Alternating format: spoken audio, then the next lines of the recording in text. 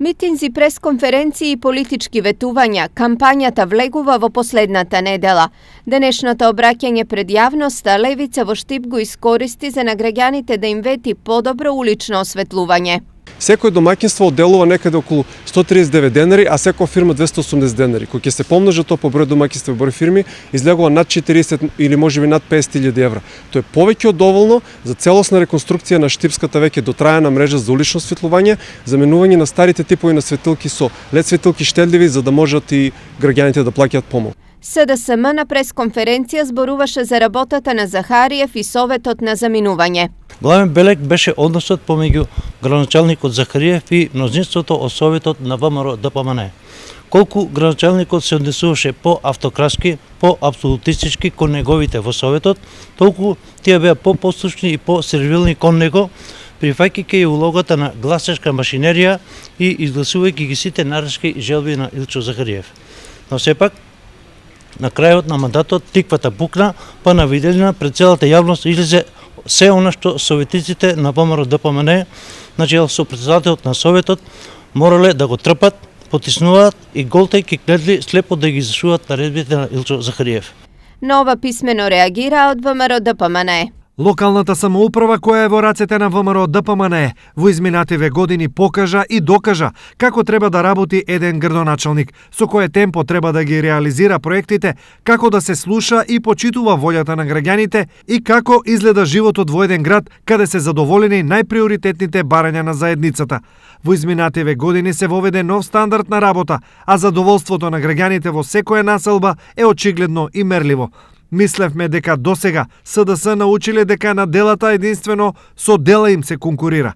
Ниедна испорачена клевета од нивните редови не може да го обезвредни сработеното од страна на градоначалникот Захариев, бидејќи благодетите од тие дела ги чувствуваат граѓаните на своја кожа и секое дополнително толкување од СДС е излишно и непотребно. Кандидатот за градоначалник од СДСМ Благој Бочварски го образложи проектот за изградба на обиколница и поврзување на Пребек и Новосело. Во овој дел од градот ќе изградиме обиколница која што ќе се поврзе до делот на бањата Кежовица, до после Новосело и до излезот кон Радовиш и Струмица. Овој е најголемиот дел, најголемата стамбена зона која што во иднина треба да се развива во нашиот град, која што треба да прима околу 8.000 жители на нашиот град.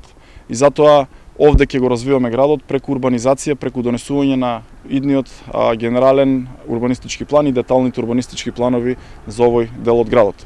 Заедно со обиколницата ќе се изградат и канализација и водовод кои што треба да бидат во служба на граѓаните. И јас сакам овде да направам јасна дистинкција, разлика со она што досега го прави Илчо Захариев и оваа локална власт, а тоа е продажба на парцели на земјиште без да бидат тие урбанизирани, без да се изгради водовод, канализација, пристапен пат. Освен тоа што ќе го правиме, ќе работиме и квалитетно, нема да правиме импровизации во делот на градежништвото, во делот на урбанизацијата. Кандидатите за градоначалник и советници од ВМРО ДПМН беа на средба со граѓаните на Три чешми. Значи не само што завршиме десетина проекти, новите проекти кои ги планираме овде, новата детска градинка, училишта сала, патот до гробиштата, приклучокот кој ќе биде за Три чешми од автопатот, кој досега го нема, се нашите приоритетни проекти, да истакнеме и тоа дека овде во оваа населба се што останато од оние мали неасфалтирани улици ќе биде комплетно завршено. Како совет ќе носиме одлуки кои што ќе значат подобри инфраструктурни услови и проекти за овие жители од населба Три чешми, ќе значат поддршка на градоначалникот Илчо Захариев да продолжи со ист интензитет, со иста желба и ентузијазам за решавање на проблемите на жителите од оваа населба. Се зборуваше и за квалитетот на водата за пиење. Според хемиските и бактериолошките испитувања на Центарот за јавно здравје, водата која штипјани ја пијат со квалитет е една од најдобрите во Македонија. Почитувани штипјани, вие знаете дека со честна работа се добиваат избори, затоа на 15-ти победата ќе ни биде загарантирана. На пресконференција Захариев најави комплетно инфраструктурно уредување на населбите Суитлак и Плуждино. Во овие населби да направиме санитарни инсталации, да направиме нови канализациони мрежи, да донесеме здрава вода за пиење и да ги асфалтираме сите улици, и тоа во Сутлакот во правецот на Струмина чешма, понатаму централната улица во Сутлакот која веќе е ставена и поставена канализација, проектот е веќе направен, ревидиран, наскоро ќе почне асфалтирањето и целиот оној дел према Липовдол kada vodi патот за Липовдол, kada имаме голем број на убави објекти. Исто се однесува и за населбата Плуждино, која се наоѓа значи од групиштата према 4 километар, каде имаме стотина објекти, и тоа вили, дури и домови каде живее стално население. Ќе направиме комплетно исто донесување на здрава вода за пиење, изработка на канализација, односно санитарни инсталации, и ќе ги асфалтираме улиците како пример од гробишта према Новакова чешма.